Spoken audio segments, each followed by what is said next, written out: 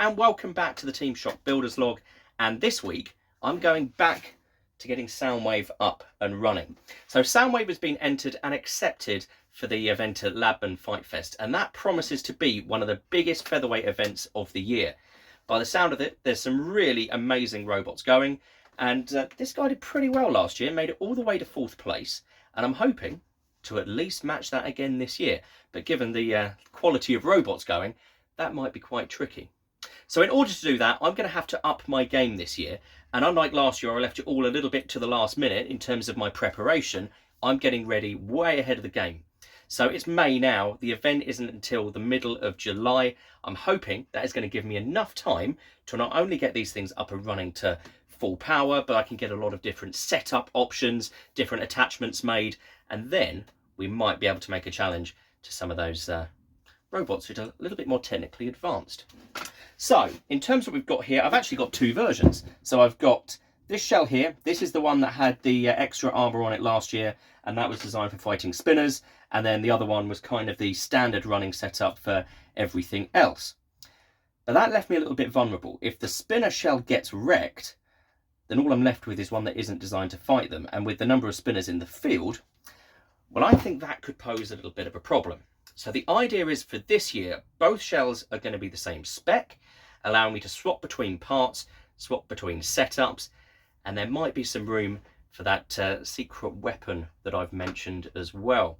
Now, I have been making some progress on that, but I'm not going to reveal it just yet. I'm going to keep that one just a little bit quiet, as I don't want the other teams to come up with some countermeasures just yet.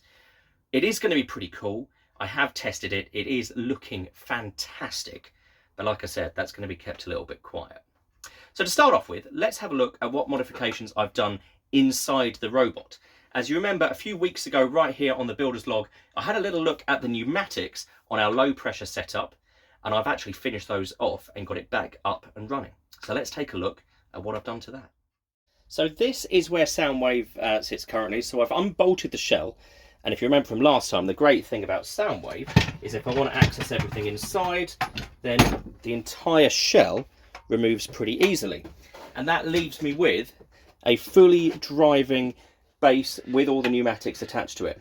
Now you will notice there's quite a bit of condensation on the bottle. That's because I have just given the system a little bit of a test. And of course CO2 as you use it freezes, and then that's just sort of melting off now, which has led to that condensation, but that's nothing to worry about, perfectly normal for a pneumatic robot. Now the pipe work, believe it or not, is a little bit simpler than what it used to be in there, and it does allow for a little bit more of a buffer. So what we've got here, the main 9-ounce paintball bottle tank at the back. What I have done to that as well, I've removed my modification that I used to have on the tap, and what I've done now is by cutting a hole in the top of the shell. So if you have a look, I've now cut that hole in the top of the shell there. That is going to become the new access panel, and that will have a cover that goes over it when it goes into the arena.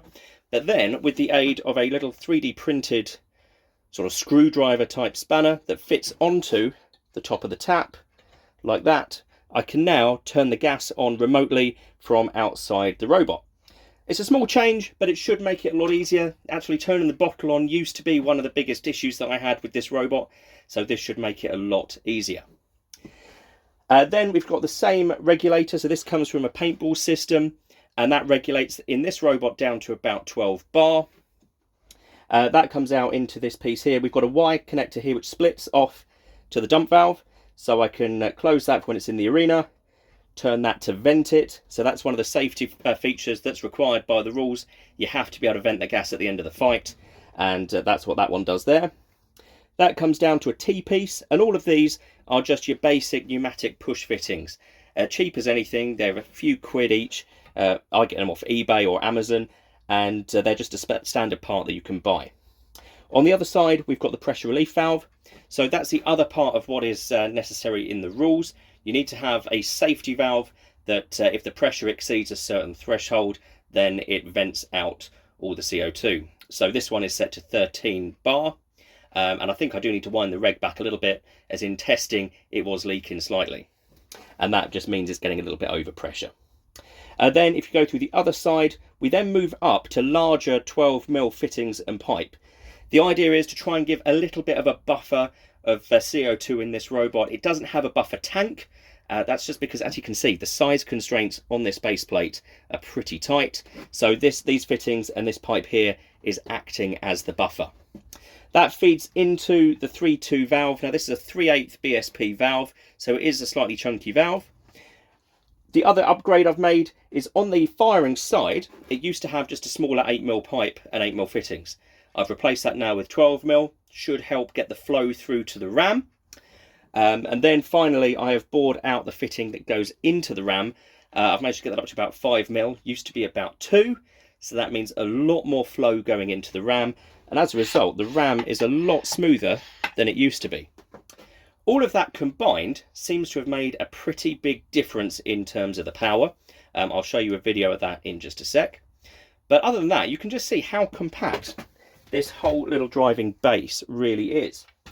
This whole thing full of CO2 is under 6 kilos, and that allows me to put most of that weight into the outer shell, and that's what's going to allow us to take on those spinners. But as I said, the pneumatic power does seem to have had a bit of a boost with those changes that I've made to the system. So let's check that out and have a look at how it works now.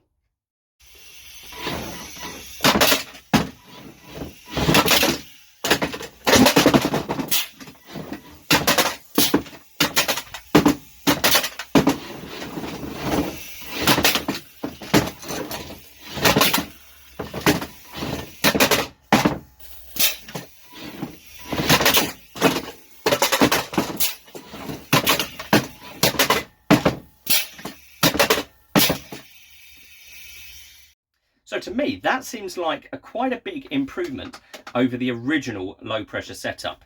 Definitely a bit more speed out the arm. It was able to turn itself over, which the old setup couldn't do. As I said before, there was a little bit of gas leaking in that clip.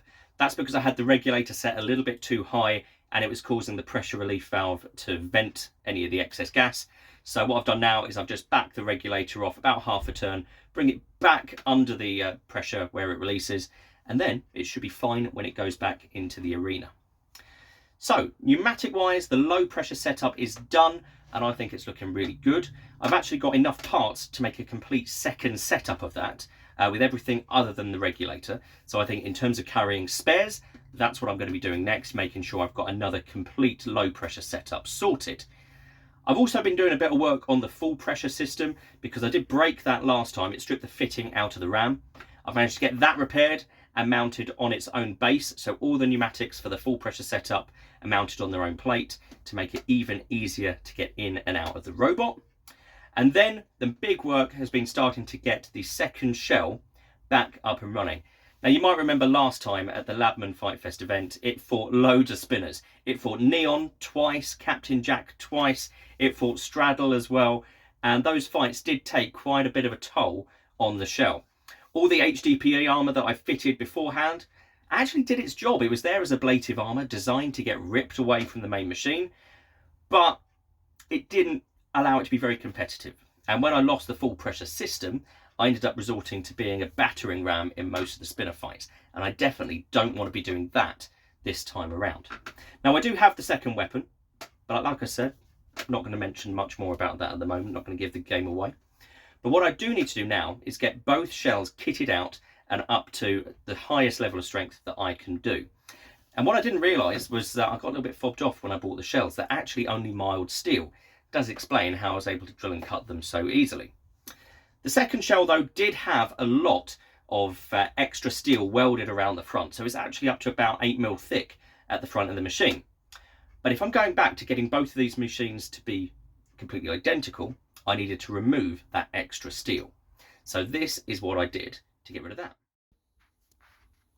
So the second shell used to have quite a few pieces of extra steel around the side of it and along the front. So all these pieces that I've chopped off here used to live sort of like there and there across the machine. And these are only mild steel, so they still aren't the best thing to be going in with a spinner.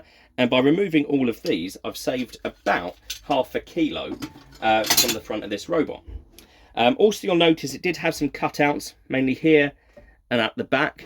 That was when I had all the HDPE fitted. It was actually right on the weight limit.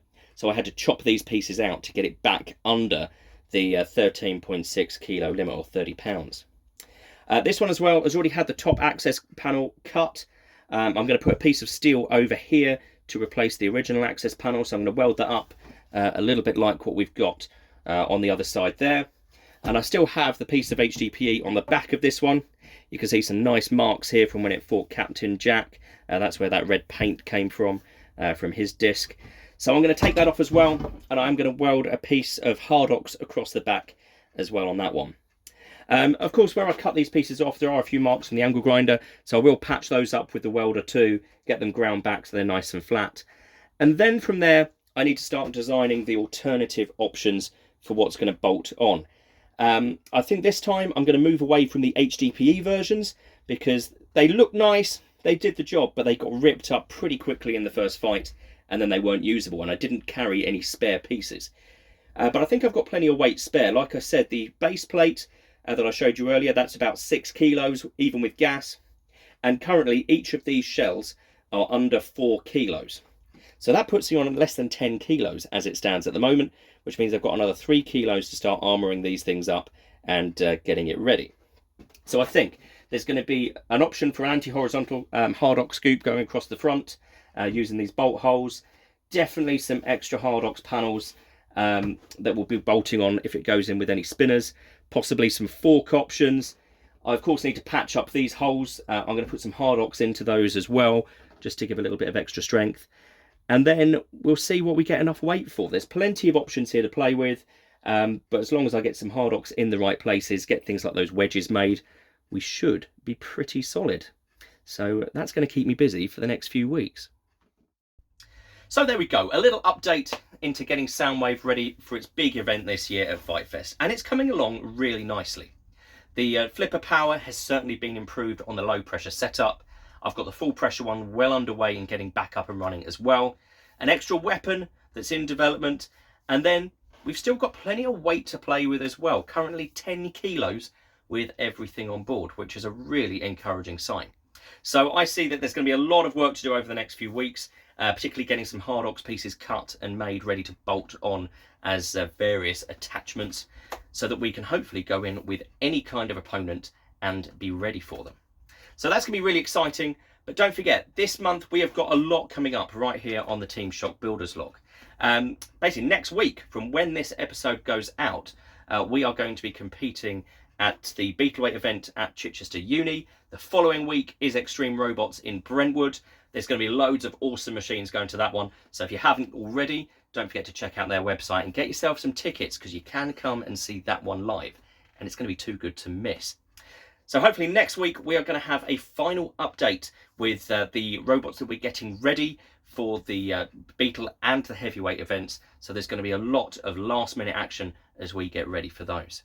So once again, thank you for watching. Don't forget to join us next week, just ahead of our first events of the year, and we're documenting it all right here on the Team Shock Builders Log. Thanks for watching. See you next time.